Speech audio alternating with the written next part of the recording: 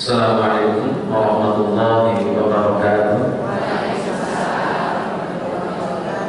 Alhamdulillah wassalatu wassalamu ala Rasulillah.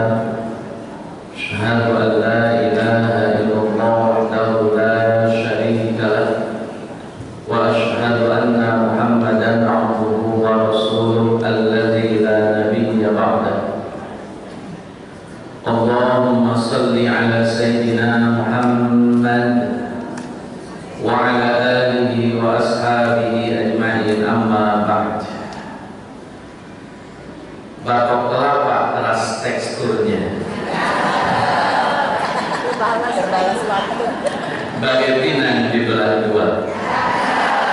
Mudah-mudahan sejahtera bagi kita semua. Semoga Allah meridhoi acara kita. Kita dapat. Ada 200 lagi tanggung. Saya bacain semuanya ini. 200 seperti yang saja mungkin. Baik, hadirin hadirat rahimakumullah, kita sepakat tentang satu hal, bahwa semua tokoh yang ada dalam Al-Quran itu pada akhirnya adalah figur untuk kita bisa belajar tentang kehidupan. Tokoh siapapun yang ada dalam Al-Quran, misal ada tokoh namanya Fir'aun, ya supaya kita belajar bahwa hidup jangan sampai kayak Fir'aun, penguasa tapi zalim. Tentunya kalau penguasa Indonesia insya Allah tidak zalim ya. Seperti ini. Insya Allah pemerintah Indonesia tidak zalim ya. Atau tokoh Korun, orang kaya tapi lupa daratan. Dia melupakan hakikat sang pemberi rezeki, yakni Allah Azza wa Jalla. Tokoh Abu Lahab, saudara Nabi, paman Nabi, tapi akhirnya justru menjadi musuhnya Nabi. Ternyata dakwah itu musuh dakwah bukan orang lain, tapi karena keluarga yang paling dekat. Sehingga lisan seorang ustaz itu akhirnya kumpul di hadapan anaknya misalnya. Tuh, gitu. Maka tokoh-tokoh dalam Al-Quran harus sekali lagi menjadi figur yang kita bisa belajar kehidupan dari mereka. Nanti ibu kalau baca Quran ketemu tokoh-tokoh yang definitif disebutkan oleh Al-Quran, maka coba garis bawahi tokoh itu dan coba pelajari kehidupannya kayak gimana. Pasti ada pesan kehidupannya Allah berikan melalui ayat-ayat tersebut atau melalui tokoh-tokoh tersebut. Kan nggak mungkin kalau saya sampaikan semuanya di kesempatan hari ini. Tapi silakan dibuka literatur Quran. Ketika berhadapan dengan nama tokoh-tokoh siapapun mereka, coba buka sejarah hidup mereka, pasti ada pelajaran yang kita bisa ambil. Satu. Yang kedua, karena tokoh-tokoh banyak dalam Al-Quran, akhirnya oleh ulama dibikin konsep.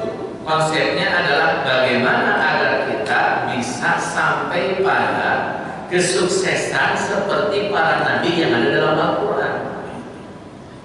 Mungkin tidak pasti sama suksesnya, minim-minim ya mendekatilah dengan Nabi. Makanya Allah tegaskan laqad kana lakum fi Rasulillahi. Kenapa harus jadi uswatun hasanah? Minimal ibu semuanya, termasuk saya di dalamnya, bapak ibu semuanya punya semangat untuk mengikuti jejak langkah Nabi. Apa jejak langkah orang-orang yang oleh Quran digarisbawahi dengan positif. Jadi tokoh-tokoh positif dalam Al-Quran hendaklah jadi figur untuk kita sampai pada kualitas yang sama. Kalau nggak bisa sama kualitasnya dengan orang-orang yang disebutkan dalam Al-Quran, minim-minim ya menyamai lah. Atau kalau nggak menyamai ya minim-minim mendekati lah gitu. Misal ada sosok dalam Al-Quran tentang Nabi Zakaria, ya kita minim-minim punya semangat kayak Nabi Zakaria, kayak Nabi Muhammad, Nabi Ibrahim, Nabi Musa, Nabi Harun gitu. Minim-minim mendekatilah. Ustaz susah karena mereka Nabi dibimbing oleh wahyu. Sudah, kita cari figur dalam Al-Quran yang disebutkan oleh Quran secara definitif tetapi bukan Nabi. Contoh siapa? Disebutkan oleh Al-Quran dan dia bukan Nabi. Di antaranya siapa yang disebutkan definitif dalam Quran tapi bukan Nabi? Siapa? Ini hadiahnya umroh nih. bagian mampu. Siapa? Luqman bukan nabi tapi disebutkan dalam Al-Quran. Artinya masih bisa dijangkau ini Bu. Kalau menjangkau nabi mungkin susah karena mereka nabi dapat bimbingan langsung dari Allah. Kalau Luqman bukan nabi, bisa dong dijangkau, bisa asal dipelajari. Kayak apa Luqman itu? Saya Luqman, siapa lagi? Satu baru satu. Imran, siapa lagi? Maryam, siapa lagi? Yang ada di Quran itu namanya Fatimah ada, tapi nama Fatimahnya tidak ada. Zulkarnain, nah itu juga ada dalam Al-Quran. Ada Luqman, ada Imran, ada Maryam, ada Zulkarnain. Orang-orang yang bukan nabi tapi disebut oleh Allah dalam Al-Quran dengan tinta emas. Kenapa? Mereka punya kualitas sebagai seorang hamba yang pantas untuk dijadikan figur. Dari empat tokoh ini yang perempuan Maryam. Karena ibu-ibu banyaknya perempuan, kita bahas Maryam. Ini kalau bapak-bapak saya bahas Luqman. Kalau ibu-ibu saya bahas Maryam. Biar lebih menjiwai. Kita bahas Maryam juga. Mengambil pelajaran dari Maryam, figur dari seorang Maryam, agar kita bisa menjalani kehidupan santai, enjoy dengan format ala Maryam. Dan beliau bukan nabi, sehingga ibu kan punya alasan besar wajar atau Maryam dibimbing Allah kan nabi, bukan nabi. Sehingga kita punya kemampuan dan peluang yang sama dengan Maryam, insyaallah. Karena sama-sama bukan nabi. Baik, saya ingin mulai dari satu pertanyaan. Maryam ini punya bapak dan ibu. Siapa bapak ibunya Maryam? Bapaknya? Ibunya? Siapa? Hana, betul sekali. Masya Allah, bukan pintar sini ya. Ini cocok dapat hadiah haji ini. Kalau mampu. Baik, jadi tempat di Makola, ibunya namanya Hana, bapaknya namanya Imran. Untuk sampai pada kualitas seorang Maryam itu tidak ujuk-ujuk lahir seorang Maryam dengan kesolehan yang luar biasa. Dimulai dari doa seorang ibu bernama Hana. Ketika ibu ini hamil, beliau berdoa kepada Allah Azza wa Jalla. Dan ini boleh dipakai jadi doanya ibu-ibu semuanya. Diabadikan dalam surat Al-Imran. Itu boleh buka surat Al-Imran, surat ketiga, ayat ke-35. Ada kalimat ini. إذ قالت امرأة عمران رب إني نذرت لك ما في بطني إني نذرت لك ما في بطني محررا. Kata anak, ya Allah, saya menazarkan, saya bernazar supaya bayi yang ada dalam kandungan hamba nanti kelak jadi seorang muharrar. Itu doanya anak. Ya Allah, saya pengen punya anak yang jadi muharrar. Gak usah dia jadi pilot, gak usah dia jadi dokter, gak usah dia jadi pejabat, yang penting dia jadi muharrar. Apa makna muharrar? Kata para ulama tafsir, muharrar habiskan hidupnya di masjid.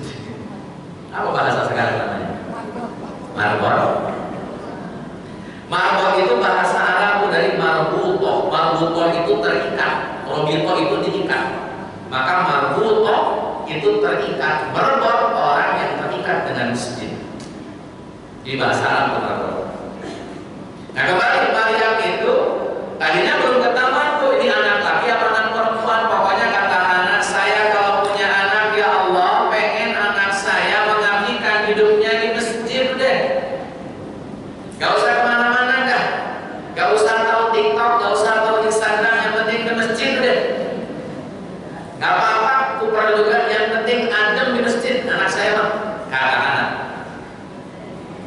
Maka Allah Azza wa Jalla mengabulkan permintaan ini, tapi yang lahir bukan laki-laki. Biasanya kalau sudah diniatkan ingin mengabdikan hidup di masjid, biasanya yang lahir laki-laki, karena laki-laki tidak punya batasan ketika berinteraksi dengan masjid. Beda dengan ibu-ibu. Ibu-ibu ada liburnya ke masjid, bahkan ada liburnya untuk tidak sholat. Laki-laki tidak ada. Maka lahirlah anak perempuan. Inni wada'at Rabbi inni wada'tuha unsa. Yang lahir malah perempuan.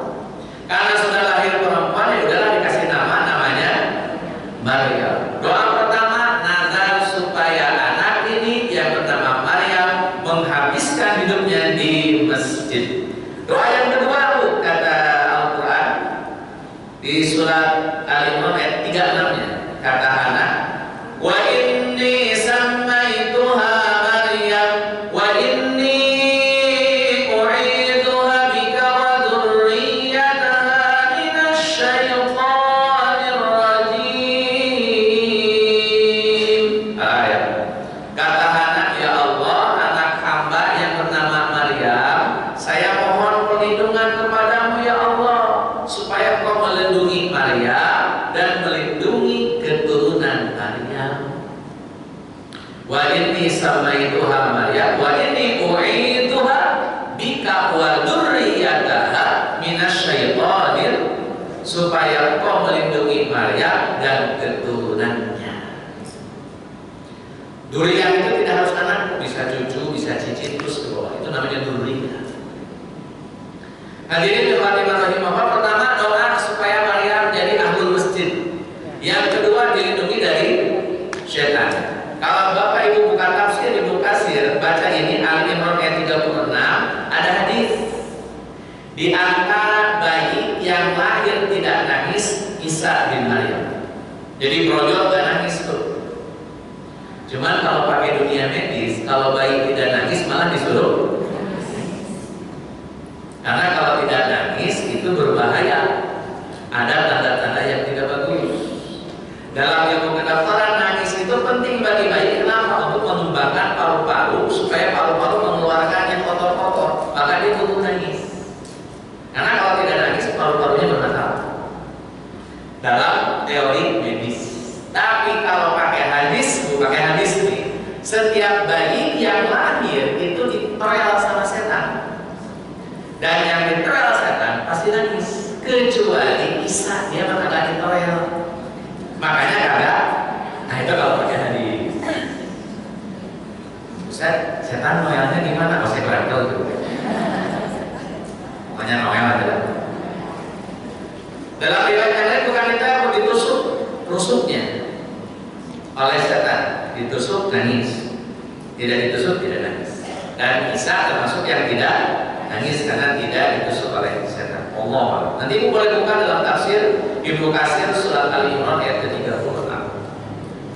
Hadirin rahimahullah, setelah Maryam lahir, kemudian Maryam ditempatkan di dalam masjid atau di mihrabnya, karena memang sudah dari awal diniatkan begitu. Yang kedua, Maryam butuh pembimbing. Tidak boleh Maryam tumbuh dan berkembang tanpa ada yang namanya pembinaan atau bimbingan. Ini wajib yang punya guru deh. Kalau ibu punya anak, ibu wajib mencarikan guru yang cocok buat anak. Karena kadang anak lebih percaya sama gurunya dibanding ibu bapaknya. Ibunya nyuruh sampai berusak, bapaknya nyuruh sampai melotot. Ya dulu. Sekalinya guru nyuruh langsung tahu. Bedanya bahasa guru sama bahasa orang tua. Terkadang guru pun yang punya anak tetap butuh guru. Ada anak tahfidz tapi anaknya belajar tahfidz sama orang lain. Kenapa nggak sama bapak? Berantem terus, debat terus. Yang satu motong, yang satu nggak masalah. Maka butuh orang lainnya atau kan ada orang begitu. Maryam punya bapak Imran, punya ibu Hana, ditaruh di masjid. Yang ngurus bukan bapaknya, bukan ibunya. Namanya Zakaria yang ngurus. Di surat Al-Imran ayat ke-30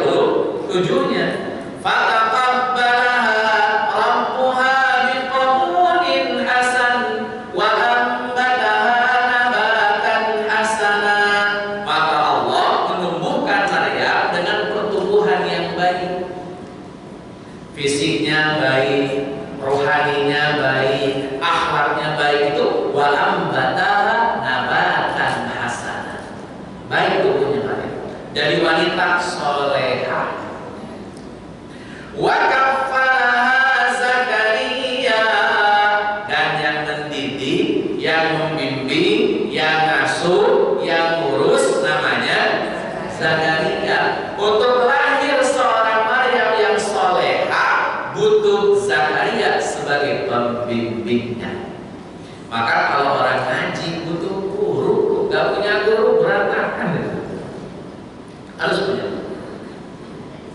Yang kita intensif berinteraksi, intensif berkomunikasi itu dengan guru. Jadi kalau orang gak punya guru, nanti gurunya adalah ada ungkapan kalau orang belajar gak pakai guru maka gurunya setan. Kenapa? Karena dia akan punya asumsi pribadi bukan pendapat gurunya. Kalau orang sudah ngaji dan pakai asumsi pribadi pasti berantakan. Bukan pakai dalil, bukan pakai guru, bukan pakai argumentasi, tapi pakai asumsi pribadi, itu yang jadi masalah. Hari ini banyak orang belajar agama hanya mengandalkan teks, akhirnya asumsi pribadi, terus menyerang orang. Ini yang jadi masalah. Oke lah kalau dia buat sendirian, dia pahamnya begitu, tapi ini sudah nyerang orang lain. Wah, ini yang ramai, jadi masalah kemana-mana. Maka butuh hadirnya seorang guru supaya menakar dan memastikan pemahaman kita tidak menyimpang. Satu itu. Maryam dididik oleh Nabi Zakaria, tumbuh sampailah jadi wanita solehah, betul-betul solehah. Setelah jadi wanita solehah, Allah Azza wa Jalla memuji Maryam. Pujian Allah kepada Maryam ada di surat Ali Imran ayat 42. Ayat 42 ini kata Allah kepada Maryam, ya Maryam qunuti li rabbiki wasjudi, innallaha astafaki wa tahharaki wastafaki ala nisa'il alamin. Kata Allah, Maryam, Allah telah memilihmu, Allah telah mensucikanmu, dan Allah telah memilihmu dibanding wanita di seluruh alam. Kompetitornya Maryam itu seluruh dunia. Yang jadi rivalnya Maryam itu seluruh wanita yang ada di dunia, dan Maryam nomor 1. Kualitasnya gak kaleng-kaleng. Bukan soleh sekecamatan, bukan. Bukan soleh sekelurahan, bukan.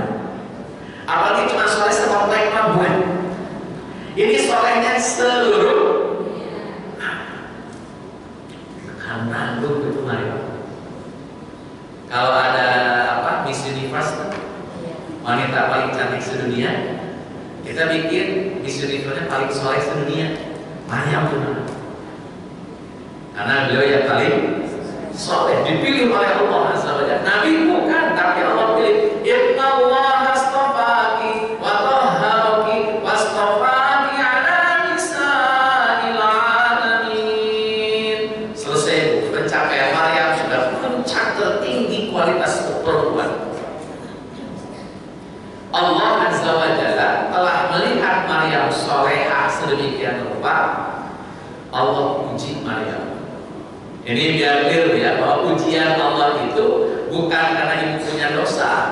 Allah memuji ibu karena ibu sudah punya kelas dan kualitas yang berbeda dengan yang lain. Ini bentar-bentar dipuji, dosa saya apa, dosa saya apa. Jangan terus mikirin dosa apa. Ibu dipuji berat sekali Ustaz pujian saya, karena Allah lihat ibu sanggup, dan karena Allah lihat ibu cukup berkelas dan punya kualitas yang berbeda dengan yang lainnya, sehingga hanya ibu yang dapat pujian itu. Kenapa bukan orang lain yang dipuji begini? Karena ibu yang siap. Jadi jangan langsung ujuk-ujuk ngomonginnya ke dosa. Maryam ini sudah soleh, ibu soleh, luar biasa.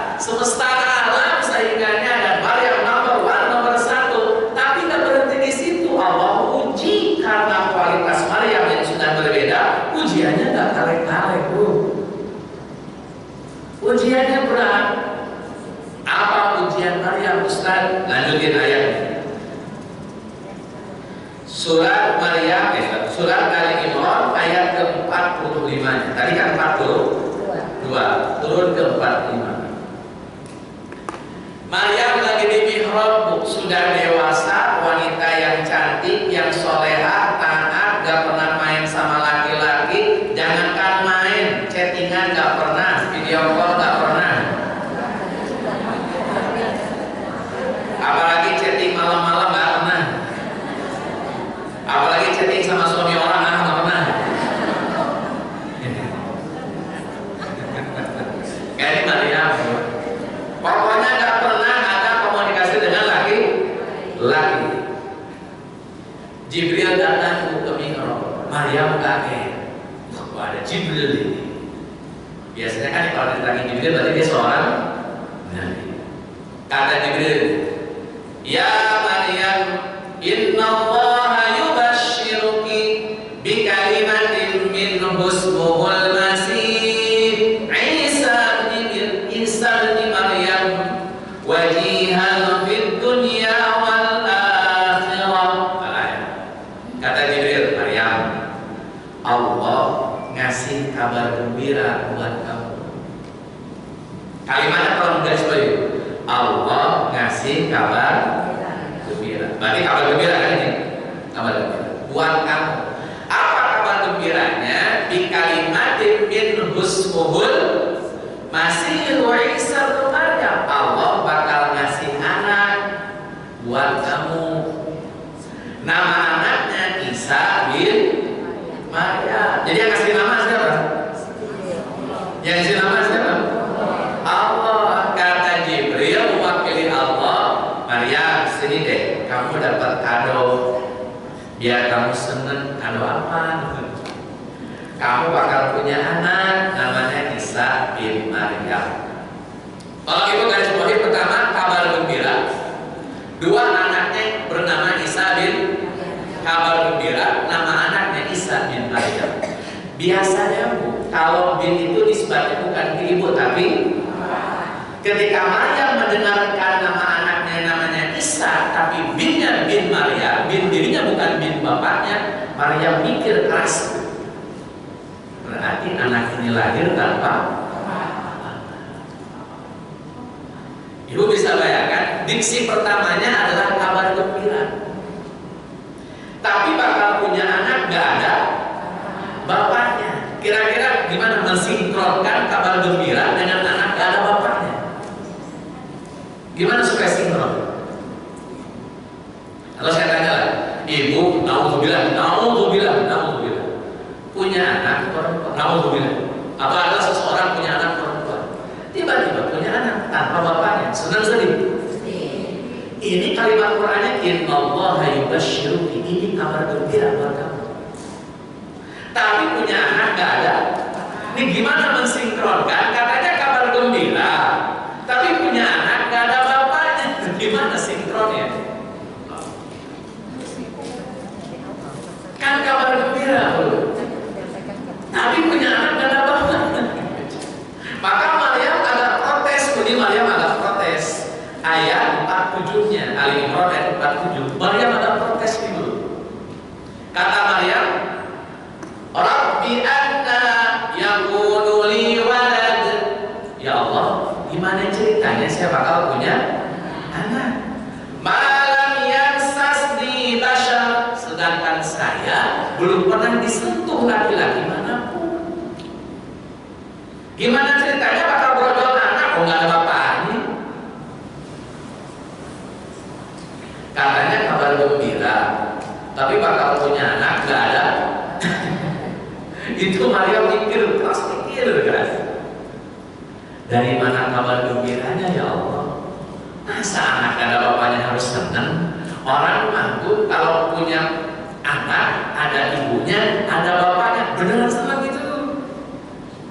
Tapi kalau mampu bapaknya nggak ada, ditanya, nih bapaknya kemana? Kemana nih?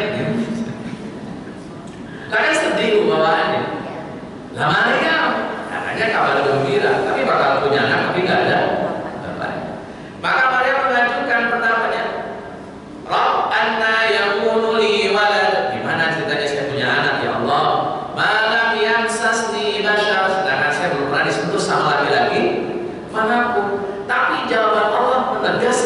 dan meyakinkan Maryam. Allah jawab, Allah Azza wa Jalla berfirman, "Kadzalikillahu yakhluqu ma yasha."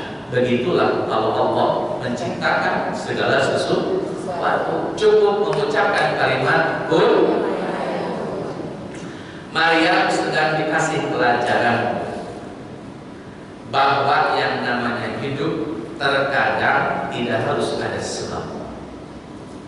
Ketika ada Allah, maka sebab itu bisa dipangkas kalau Allah punya kehendak. Kita sering berpikir terlalu kausalitas, ada sebab, ada akibat. Berpikir kita di situ, Bang, kita bagaimana cara bayar hutang, sedangkan kita nggak punya uang, kan itu kausalitas. Bang, gimana caranya kita bisa makan dengan kenyang? Uang berasnya aja sudah tidak ada, buat beli berasnya juga tidak ada, karena kita berpikirnya kausalitas terus. Kalau orang kerja baru dapat uang, kalau nggak kerja nggak bakal dapat uang. Semuanya berpikir kausalitas. Padahal kalau Allah sudah punya peranan, sebabnya dihilangkan, tetap dapat duit. Walaupun Allah menghilangkan sebab, kalau waktunya dapat duit. Walaupun tanpa, kalau Allah sudah punya kehendak. Hadirin Jumat lima rahimahullah, karena Allah sudah jawab kun fayakun, kata Maryam, sudah bereslah kamu, tinggal nunggu timingnya. Nah, dijelaskan dalam tafsir dulu. Bagaimana caranya Maryam hamil?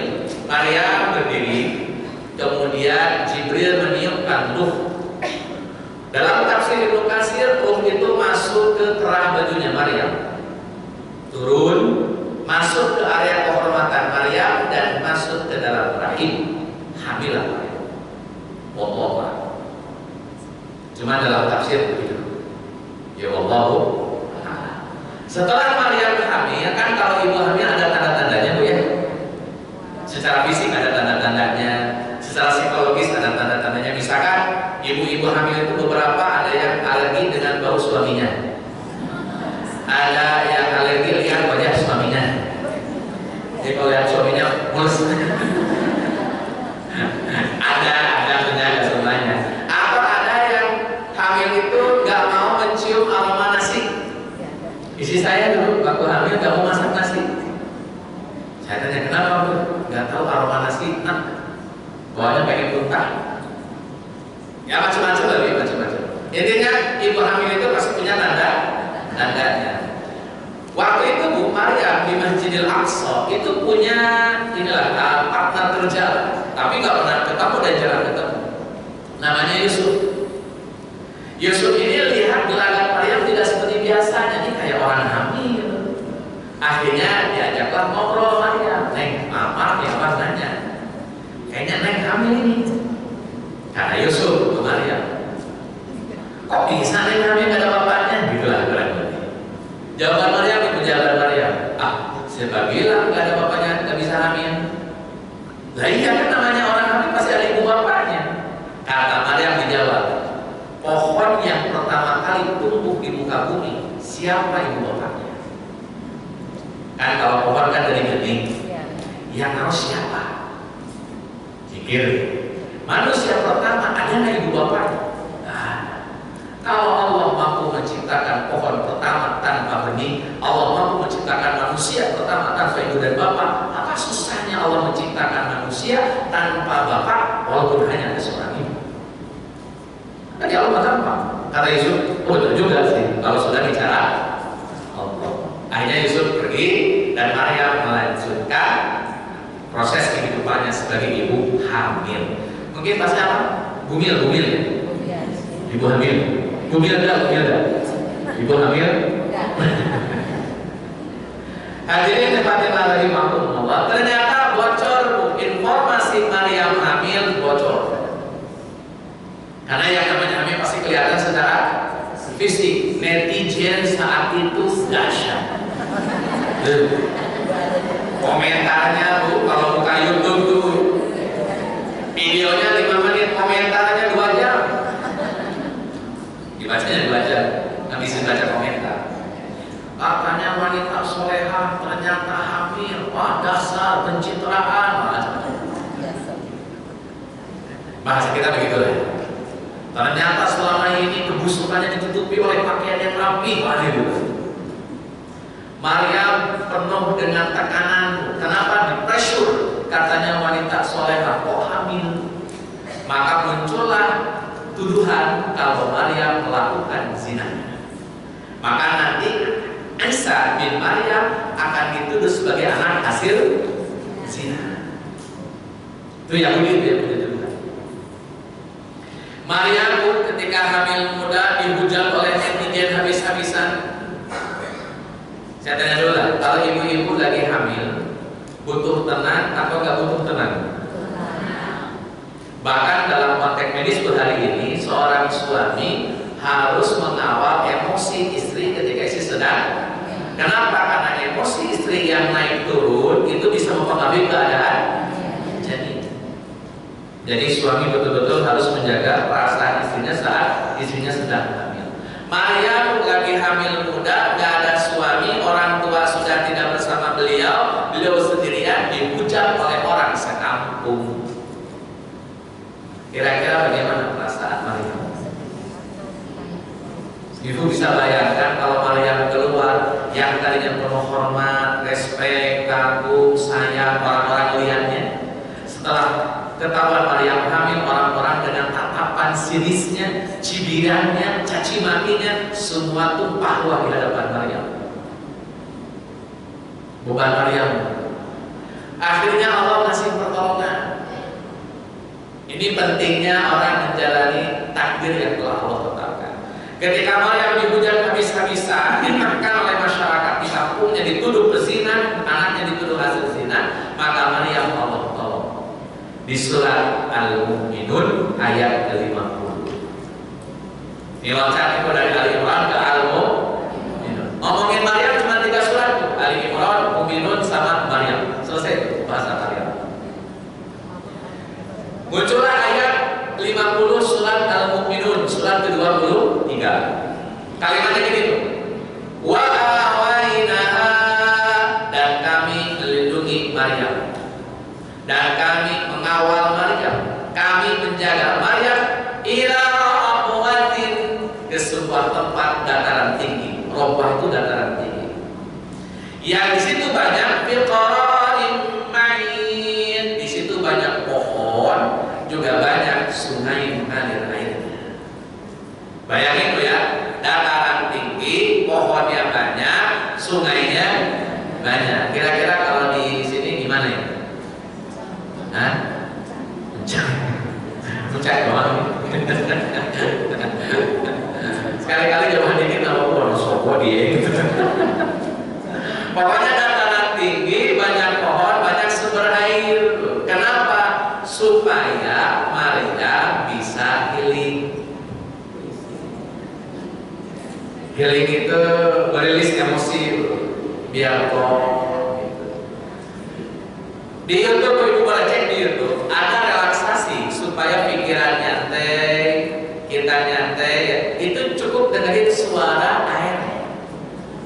Di YouTube ada tuh relaksasi dengan suara air.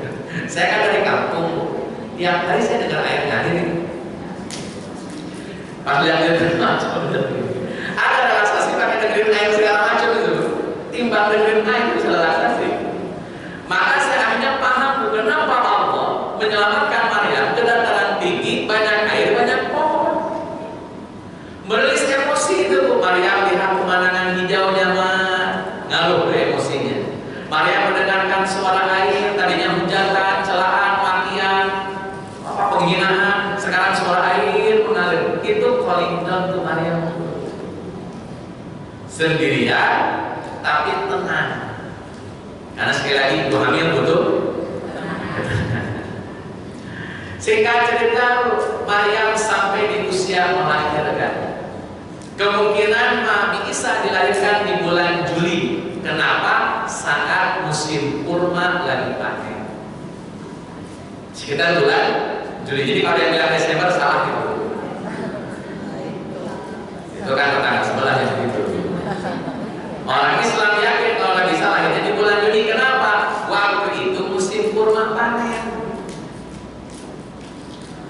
Dan bukan di gembalaan, tapi kan digambarkan Maryam itu melahirkan di kandang domba. Orang dibunuh kandang domba gimana?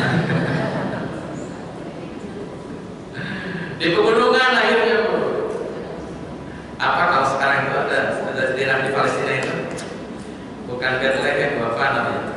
Saya lupa lagi. Pokoknya ada di satu tempat. Singkat cerita, Maryam setelah melahirkan, ibu bisa bayangkan rata-rata di orang Indonesia kalau melahirkan, mau dia orang mana, kalau anak pertama melahirkan biasanya pengen di tempat ibunya. Umum di orang Indonesia. Saya nggak tahu kenapa ada tradisi, pokoknya kalau lahiran harus di rumah ibunya. Sini ada yang enggak? Rata-rata di rumah ibunya. Rata-rata sebetulnya saya nggak tahu nih. Ibu bayangin Maryam lahiran sendirian, nggak pakai bidan, boro-boro pakai BPJS, nggak ada BPJS, nggak ada induksi, lahiran sendirian. Setelah lahir bayinya dicuci sendiri, banyak sungai mengalir. Setelah bersih, bayi itu dicuci, dikasih susu, Maryam ngedrop secara fisik, stamina-nya turun. Stamina Maryam turun. Keluarlah kalimat Maryam yang penuh dengan dramatis gitu. Nanti bukan dalam surat Maryam ayat 23. Jadi setelah Maryam melahirkan, sudah dicuci bayinya, Maryam dalam keadaan lelah selelah-lelahnya. Saya ingat betul waktu istri saya lahiran anak ketiga, itu bedanya bilang, Pak tolong beli Pokari agak banyak kan. Jadi disuruh minum Pokari karena buat mengganti ion tubuh supaya nggak lemes. Maryam dulu nggak dikasih Pokari. Nggak ada di Indonesia sekali, nggak ada. Yang nasihatnya nggak ada, mau lahir sendirian. Iya belum ada betul. Singkat cerita, setelah Maryam melahirkan lemes badannya, Maryam ngomong begini. Qalat ya laitani mitu qabla hadza. Ya Allah, andai saja saya mati sebelum ini. Itu ungkapan Maryam. Tolong jangan dulu komentari dulu kenapa kalimat ini keluar. Kita garis bawahi dulu. Saking beratnya ujian Maryam sampai belum berharap menikmati. Itu udah saking kadung capeknya, lelahnya, dan merasa dari menyedihkannya bahwa orang lahiran ada ibunya, ada bapaknya, disambut keluarga besarnya. Ini lahir keluarga sendirian, gak ada yang nyambut. Kurang sedih apa? Maka kata Maryam, ya laitsani bintu qabla hadza, menikmati dah kalau begini mah. Atau kata Maryam, wa kuntu nasyan mansiya, atau saya dilupain orang banyak dah. Orang gak kenal lagi yang namanya Maryam. Gak usah tuh jadi juara orang paling soleh sedunia gitu. Gak usah orang tahu lah, udah dilupakanlah Maryam dalam sejarah peradaban manusia. Pengen Maryam. Di tengah kesedihan Maryam yang tadi pengen ungkapan mati. Nah ini baru saya komentarin. Nanti ibu buka dalam tafsirnya, tafsir surat Maryam ayat 23. Akhirnya bu, agama mengizinkan kalau ujiannya seberat Maryam, boleh ngomong menikmati. Kalau ujiannya seberat, kalau ujian ibu cuma ditagih hutang, berantem sama suami, gara-gara suami pergi ke izin atau pulangnya larut malam, gak usah menikmati aja, mah gak usah kejauhan. Kenapa? Karena kita belum seberat Maryam. Timbang nasi habis, beras habis, keluar di 3 hari, gak usah menikmati aja, Bang. Karena masih belum seberat Maryam. Maka dalam tafsir boleh kalau seberat Maryam atau terkena fitnah yang sangat besar, boleh kemudian orang berharap ingin mati. Saya lanjutkan, itu surat Maryam ayat 23. Surat 3 ya. Saya masuk dulu ke surat Maryam. Surat Maryam ayat 23. Ya laitani mitu qabla hadza. Ya Allah, saya pengen mati aja. Ketika Maryam sedang ngedrop, betul-betul ngedrop, ya Allah menikmati deh. Udah lahiran sendirian, orang-orang menghujat, mau balik lagi juga gak mungkin, bagaimana?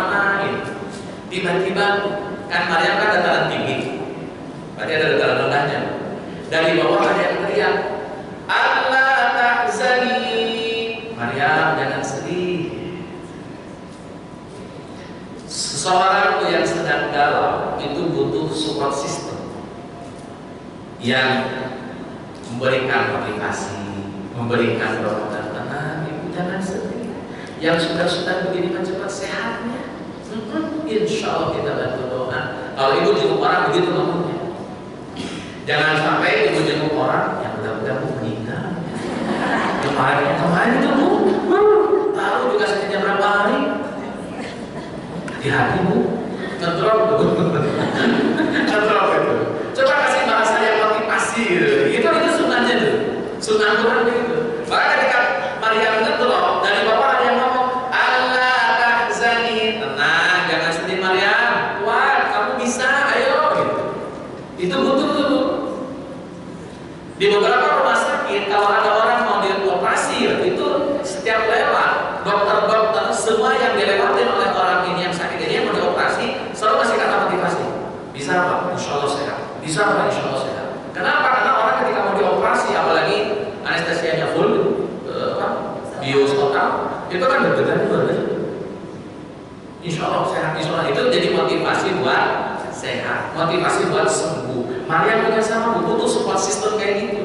Cuman kan gimana? Bapak nggak ada, ibu nggak ada, orang lain nggak ada. Akhirnya Allah putus Jibril dia ngomong, Allah tahzani, tenang Maryam jangan sedih, ada Allah gitu. Lanjutannya bu ayat 25-nya. Kan masa Maryam lagi lemas cuma dikasih tenang Maryam, tenang. Apa yang kuat Maryam kan nggak cuma butuh kuat doang tuh. Maryam dikasih solusi karena fisiknya sedang ngedrop, belum lagi secara emosional beliau tertekan, maka fisiknya pun ikut ngedrop. Allah berikan hadiah kepada Maryam berupa rotoban janiyah, kurma muda. Jadi ini sunnah kalau ada yang melahirkan kasihnya jangan kurma yang matang, kurma muda cocoknya. Karena kurma muda meningkatkan stamina. Yang masih mantel, kalau di Arab sih banyak, di sini mah nggak ada. Yang masih kuning, yang sudah manis cuma mantap. Saya lebih suka makan kurmanya gitu, karena manis terus mantap. Kayak, nah itu Maryam disuruh oleh Allah coba dorong pohon kurmanya, didorong. Seorang ibu baru melahirkan itu telah kekuatan baru yang melahirkan kayak gimana sih kekuatannya? Sekuat apa ibu yang belum melahirkan kan bisa diajak maraton tuh? Itu masih lemas-lemas itu. Kata Allah dorong tuh yang namanya kurma, pohon kurma. Sekuat-kuatnya orang tuh, jangankan yang sudah melahirkan, ini yang kuat aja disuruh dorong pohon, dorong pohon, goyangin pohon, apa tuh pohonnya goyang tuh? Ini ibu baru melahirkan, anak digendong, kondisi fisik melemah, kata Allah coba goyangin ke pohon kurma. Didorong pohon kurma, berjatuhanlah rotoban jadinya. Dimakan oleh mereka. Fit kembali normal, ia tubuh kembali sama kayak hari lah kalau zaman kita. Hadirin ikhwati rahimakumullah, selesai itu, sudah selesai itu. Maryam punya kekuatan kembali. Saya tambahkan yuk. Ayat 27 nih. Melahirkan sudah, kenyang sudah, stamina sudah, harusnya kan tinggal menjalani kehidupan. Allah bilang Maryam melanjutkan ujian berikutnya. Itu aja udah berat sampai Maryam ngomong pintu kau ada menikmati ya Allah sebelum ini. Ternyata setelah vitalitas kembali normal, semuanya sudah kembali biasa, Allah kasih ujian baru. Mungkin simpelnya Maryam belajarnya belum selesai. Apa ujian barunya? Maryam, kamu gendong anak pulang ke kampung halaman kamu. Balik lagi ke kampung sambil gendong. Kira-kira yang ibu bayangkan lah, Maryam diapain di kampung? Ayat 27 kata Allah Azza wa Jalla, fa'atat bihi qaumaha tahmilu. Maka Maryam pulang ke kaumnya sambil gendong anak. Ibu bisa bayangin ke orang kampung lahir Maryam? Lahiran di bapaknya mana tahu? Hanya pelajaran yang ada bapaknya, oh yang ini. Ya sama begitu. Ada memang pada melatih sampai ada kalimat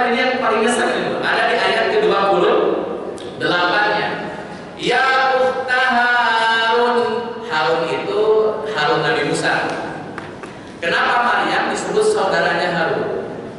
Karena Maryam keturunan Musa.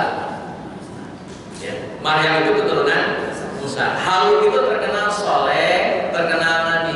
Kenapa Maryam disebut ukhta Harun? Ini menisbatkan Maryam, saudara kamu, nenek moyang kamu itu soleh gitu. Ini kayak ungkapan lipotes gitu. Ibu lihat ada orang misalkan punya anak hasil zina, orang soleh hasil itu kan bahasanya apa, bahasa nyindir gitu. Nah Maryam dipanggil ya ukhta Harun, saudaranya Harun di sini. Itu nyelekin tuh buat Maryam.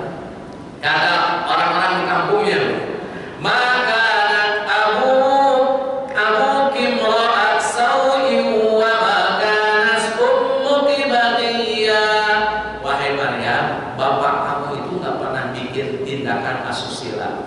ibu kamu juga bukan wanita yang terbaik-baik. Bapak kamu soleh, ibu kamu soleha.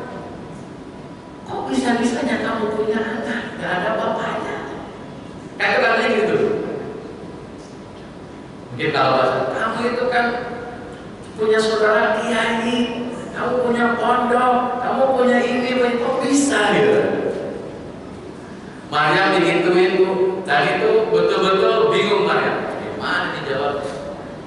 Tapi sebelum Maryam pulang ke kaumnya, Allah mengasih petunjuk. Kalau nanti kamu ditanya orang, wahai Maryam, kamu gak usah jawab. Cukup tunjuk saja anak. Tunjuk saja anak. Kata Allah begitu, dan itu solusinya. Sehingga kata Maryam ditekan oleh kaumnya. Bapak kamu orang baik-baik, ibu kamu orang soleh, kok kamu punya anak gak ada bapaknya? Maryam cuma berisyarat ke anaknya, ke Isa bin Maryam. Ini perlu saya garis bawahi. Cara merubah yang sudah trending topik, cara merubah yang sudah viral, itu bukan bikin video yang sama.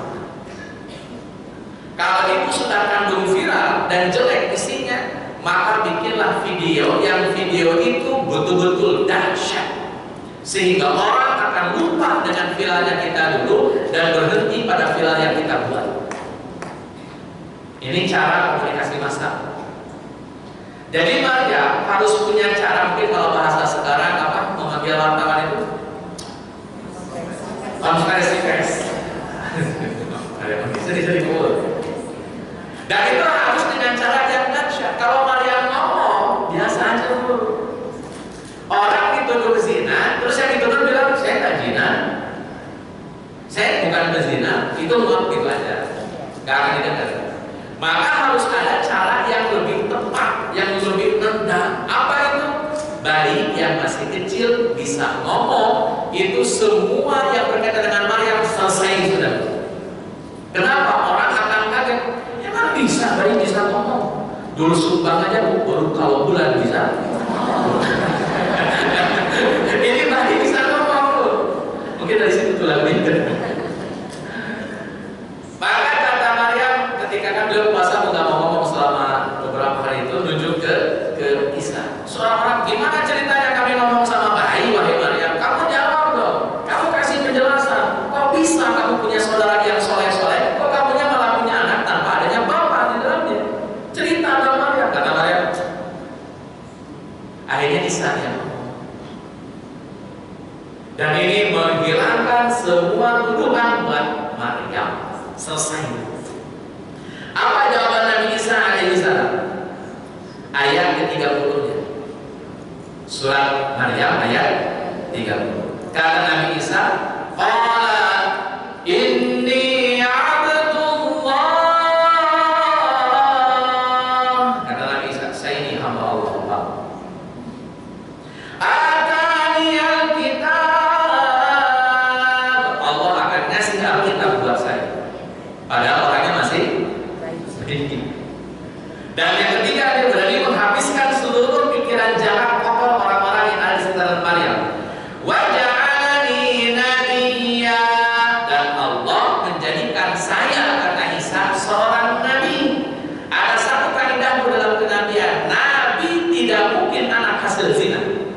Enggak begitu. Dan orang Yahudi tahu itu.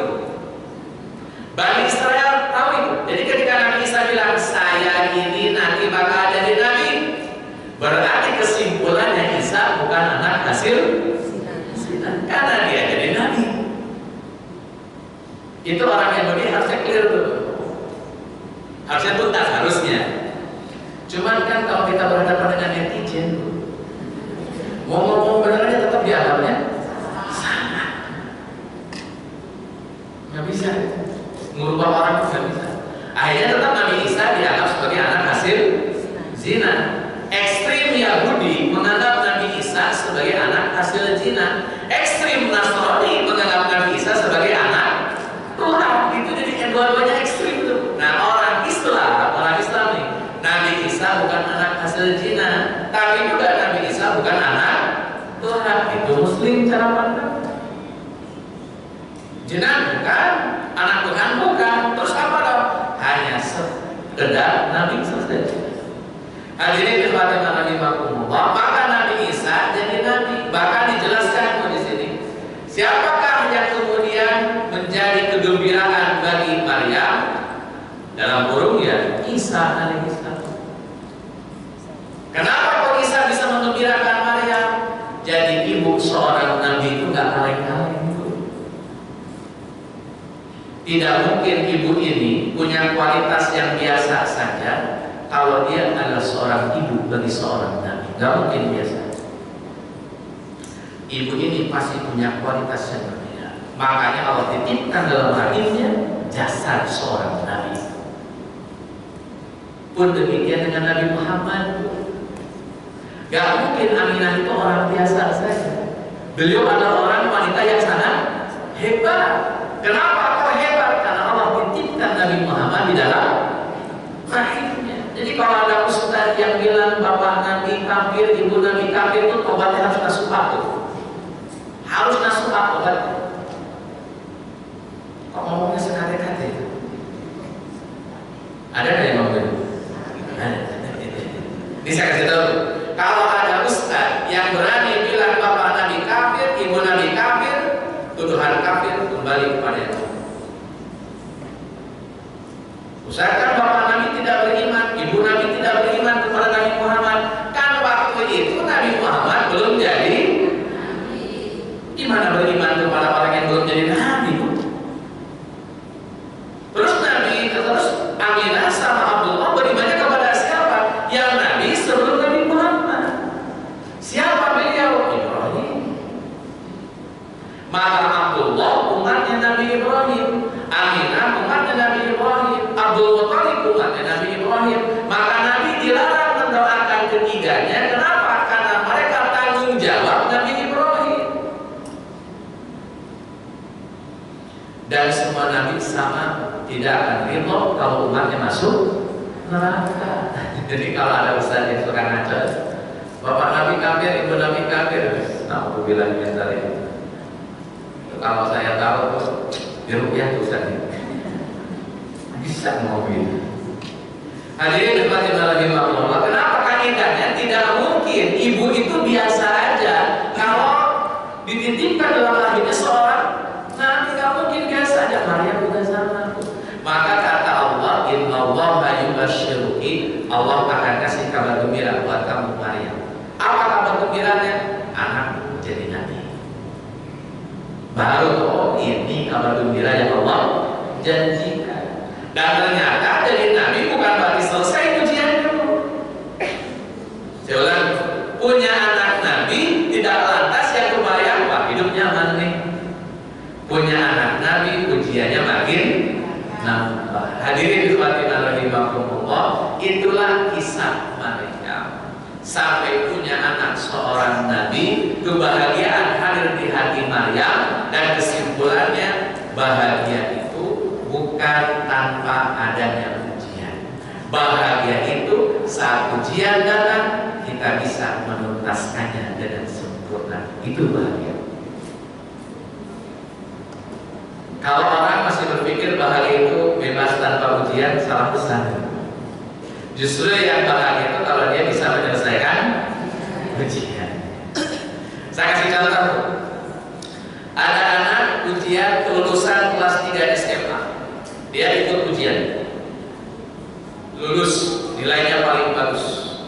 Satu lagi, anak bolos tidak ikut ujian. Mana yang bahagia? Yang lolos tidak ikut ujian, malas, atau ikut ujian dan dia lulus, mana yang bahagia? Yang ikut ujian. Yang tidak ikut ujian tidak lulus, nggak ada kebahagiaan baginya. Maka ujian itu bukan untuk ditakuti, dihadapi, tuntaskan. Ayat penutup surat Al-Baqarah ayat 124. Wa idh ibtala Ibrahim rabbuhu bikalimatin fatammahunna. Dan ingatlah ketika Ibrahim diuji oleh Tuhannya dengan beberapa perintah dan larangan. Karenanya Nabi Ibrahim fatammahunna, menyelesaikannya dengan sempurna. Ujian itu selesaikan dengan sempurna, bukan asal tuntas. Apalagi lari dari ujian, beresin sampai sempurna. Itu tugas kita. Ustaz, saya lagi diuji dengan musibah, selesaikan dengan sempurna. Ustaz, saya diuji dengan kenikmatan, gampang semuanya dikasih mudah oleh Allah, selesaikan dengan sempurna. Ustaz, saya diuji dengan anak-anak yang soleh, soleha, selesaikan dengan sempurna. Ustaz, saya diuji dengan anak-anak yang tidak soleh, tidak soleha, selesaikan dengan sempurna. Maka apapun yang kita hadapi, apapun bentuknya, tergantung kita cara mensikapinya. Kalau cara mensikapinya benar, nggak ada masalah. Contoh, ibu kena musibah, baik buruk kena musibah. Coba, ibu kena musibah, baik buruk kena musibah. Baik buruk. Ibu kena musibah nih, apa aja lah, kehilangan, kecelakaan, sakit, ya, ketipu, pokoknya ibu kena musibah, baik buruk. Baik buruk. Baik buruk. Yang mana nih yang paling banyak? Buruk, baik? Anggaplah buruk, buruk. Kita jawab buruk. Ternyata dengan musibah dan kita sikapi dengan enjoy, kita sikapi dengan santai, kita sikapi dengan sabar, jadi pengukur dosa.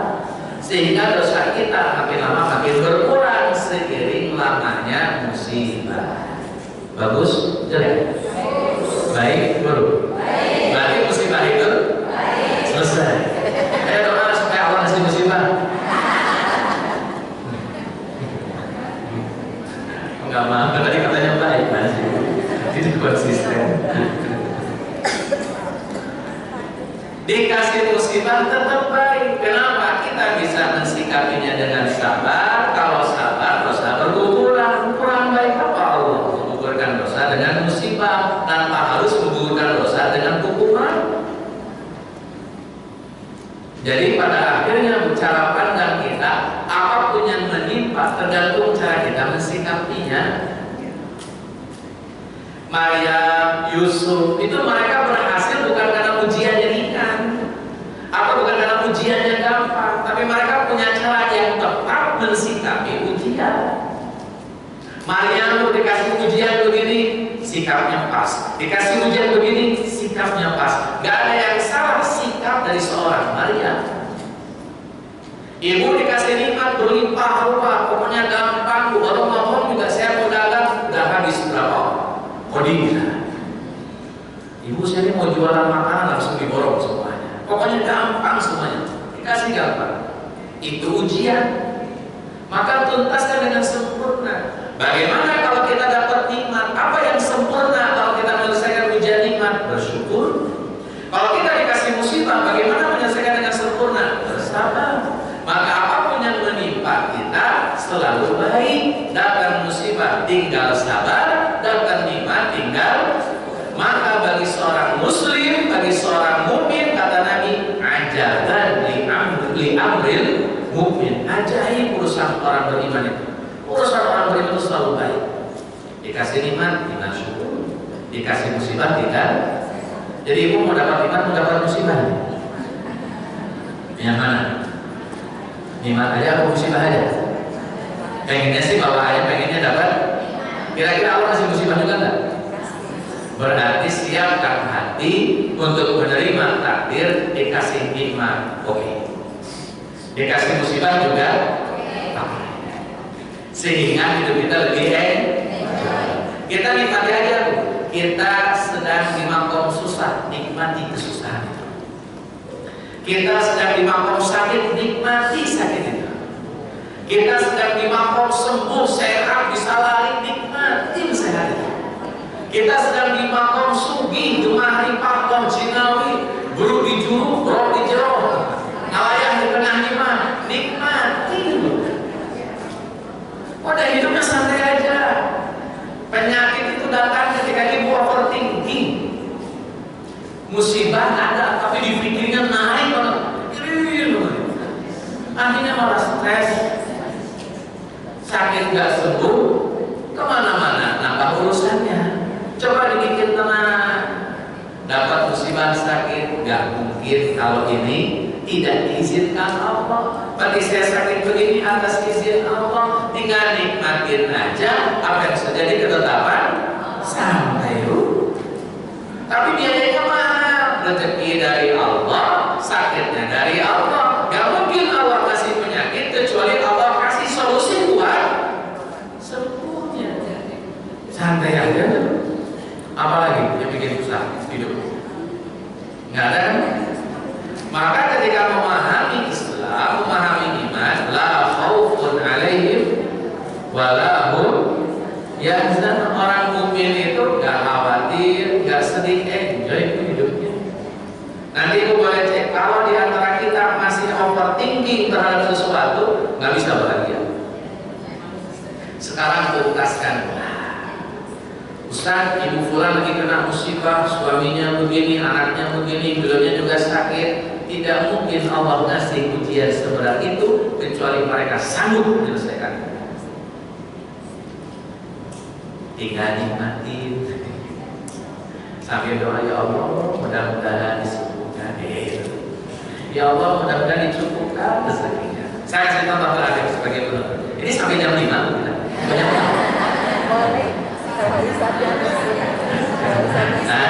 jangan bisa capek ini sebenarnya. Asal jam berapa tadi? 3:20. Nah, sudah. 3:20 saja.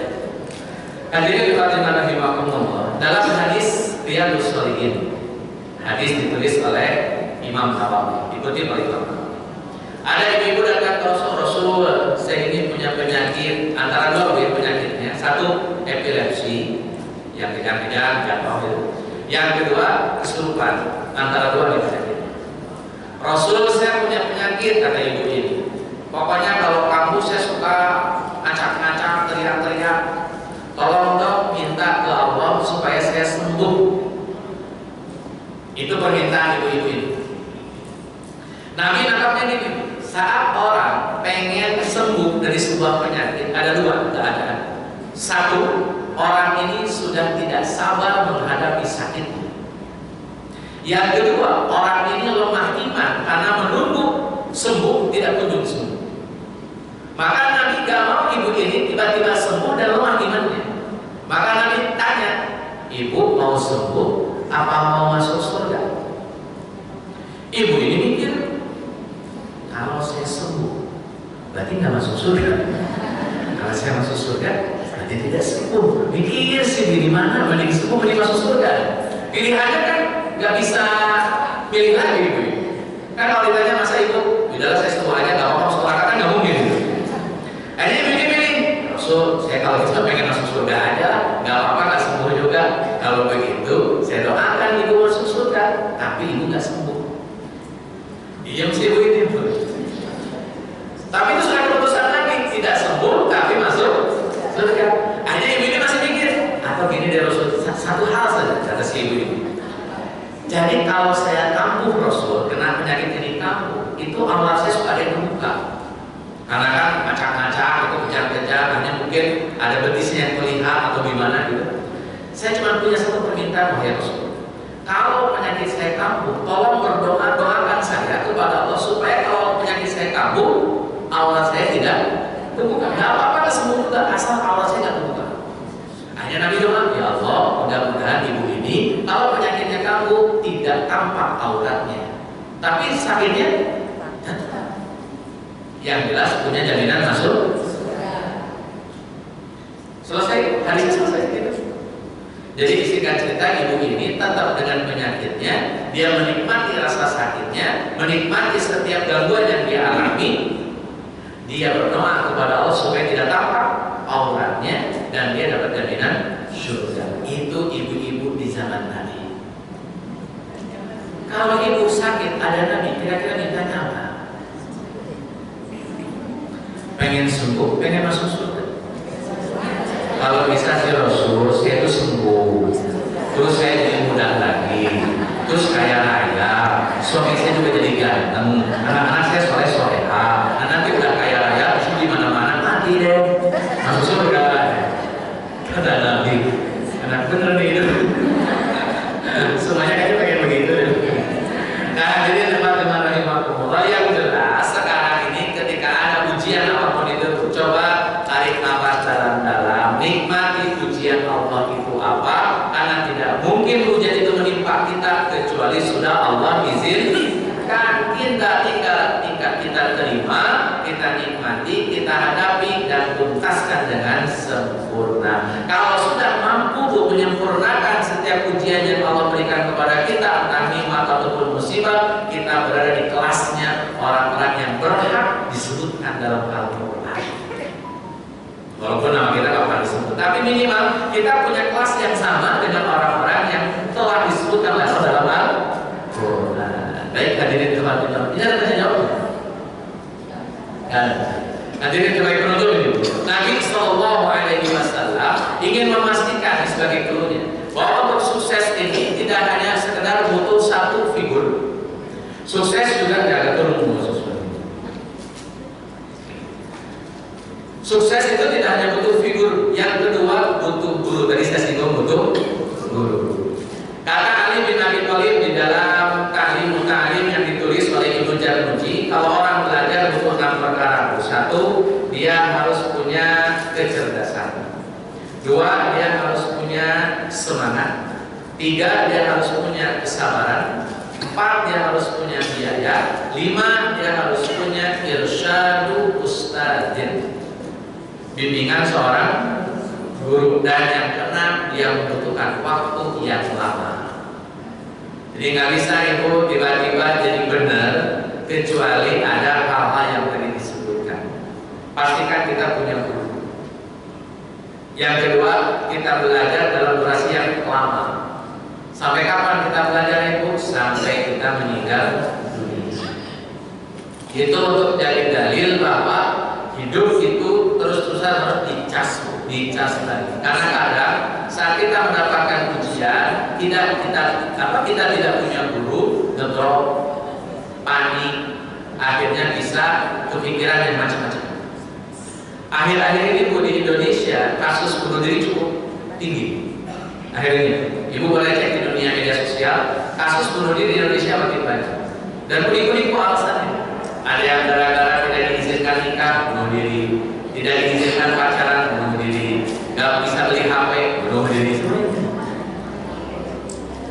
Padahal tinggal dinikmati dan dijalani ujian-ujian tadi supaya kita bisa sehat. Makanya satu, butuh guru yang bisa membimbing, bisa memotivasi, bisa menguatkan. Yang ketiga, setelah figur, yang kedua guru, yang ketiga butuh circle, yang circle itu tidak toksik. Pastikan ibu punya teman, yang teman itu bisa saling menguatkan, bisa saling mendukung, bisa saling mendorong. Jangan sampai punya teman yang menjatuhkan. Itu jadi penting. Maka sukses bisa dicapai kalau figurnya jelas, pembimbingnya jelas, dan circle pertemanannya juga jelas. Hadirin rahimahullah, ada tapinya. Supaya ibu bisa tenang, mulailah dari sekarang untuk tidak mengharapkan orang dan mengharapkan sesuatu dari orang. Karena kalau masih mengharapkan orang, masih mengharapkan sesuatu dari orang, kita hidup tidak bisa tenang. Melewat hanya mengharapkan Allah. Mudah-mudahan seperti yang tadi disampaikan, sebagaimana Maryam hanya mengharapkan Allah Azza wa Jalla, tidak butuh kaumnya, tidak menggantungkan harapan kepada ibu bapaknya, fokusnya menggantungkan harapan kepada Allah Azza wa Jalla. Mudah-mudahan setiap yang ada di sini Allah berkahi, Allah merahmati, dan mampu menghadapi berbagai macam ujian yang Allah berikan kepada kita semua. Saya yakin ujian kita mungkin beda-beda, tapi apapun ujian yang Allah berikan kepada kita, mudah-mudahan kita sanggup menyelesaikannya dengan baik. Kita tutup pertemuan kita dengan doa. Mudah-mudahan Allah Azza wa Jalla mengabulkan doa-doa kita. Kita awali dengan surah Al-Fatihah. A'udzubillahi minasyaitonir rajim. Bismillahirrahmanirrahim. Alhamdulillahirabbil alamin arrahmanir rahim maliki yaumiddin. Iyyaka na'budu wa iyyaka nasta'in. Ihdinas siratal mustaqim. Siratal ladzina an'amta 'alaihim ghairil maghdubi 'alaihim waladdallin. Allahumma shalli 'ala Muhammad wa 'ala ali Muhammad kama shallaita 'ala ali Ibrahim wa barik 'ala Muhammad wa 'ala ali Muhammad kama barakta 'ala ali Ibrahim fil 'alamin innaka Hamidum Majid. Allahumma ighfir lil mu'minina wal mu'minat, muslimina wal muslimat, al-ahya'i minhum wal amwat, innaka as-sami'u qarib mujibud da'wat.